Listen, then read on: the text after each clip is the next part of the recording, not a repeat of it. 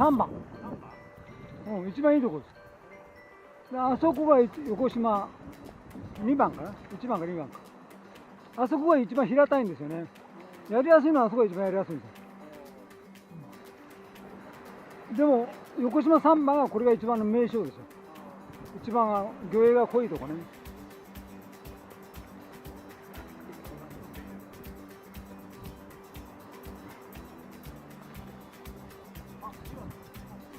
そうです。いい。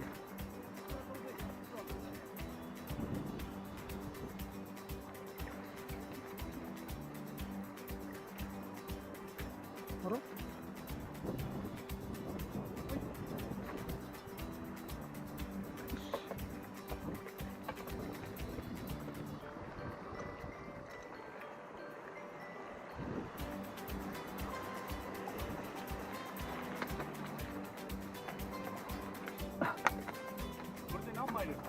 まだ12ぐらいです。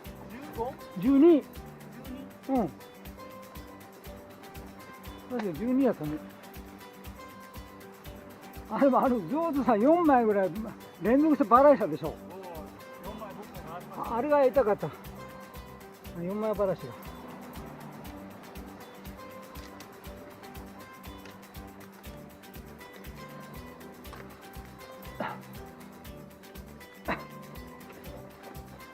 まあとにかく頑張って、もう全部で20ぐらいついたしね。